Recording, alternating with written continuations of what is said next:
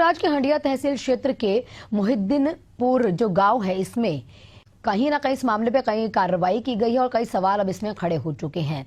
सुभाष यादव का ये आरोप है कि बगैर किसी नोटिस के तहसीलदार उसके मकान को जबरन खाली करवा रहा था और इसी के बाद दारोगा ने सुभाष यादव के भतीजे को थप्पड़ भी जड़ दिया।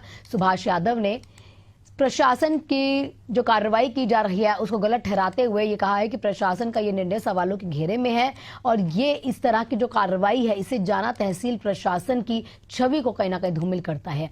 पीड़ित ने अधिकारियों से न्याय की गुहार लगाई और इस मामले में तहसीलदार का कहना है कि एसडीएम के आदेश पर बेदखली का जो मामला चल रहा है इस पर कार्रवाई की गई है।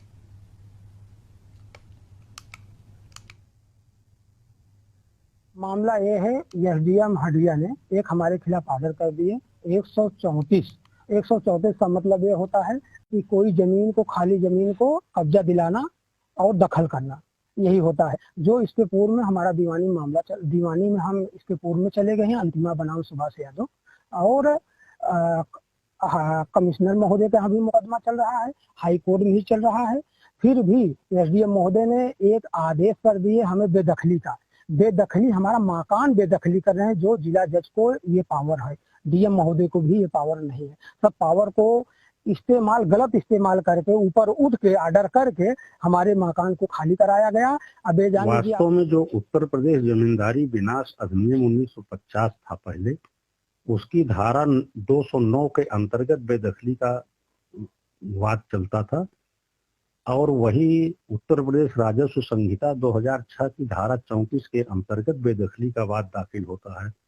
बेदखली का वाद एक नियमित वाद है जिसके संबंध में सिविल प्रक्रिया संहिता 1908 के प्रावधान लागू होते हैं। यदि इस प्रकार की बेदखली के वाद में कोई डिक्री पारित होती है तो आयुक्त महोदय के समक्ष उसकी अपील होती है। ऐसी डिक्री जब पारित होती है तो उसके निष्पादन की कार्यवाही किसी भी राजस्व अधिकारी को प्रशासनिक प्रार्थना पत्र के आधार पर नहीं करना चाहिए और न ही इस प्रकार की कार्यवाही कानूनन मान्य है।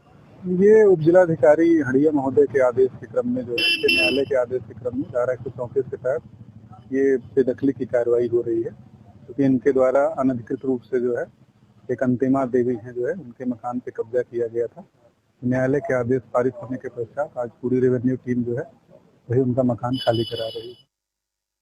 और वक्त हुआ एक छोटे से ब्रेक का, कहीं मत जाइएगा, जल्द हाजिर होते हैं।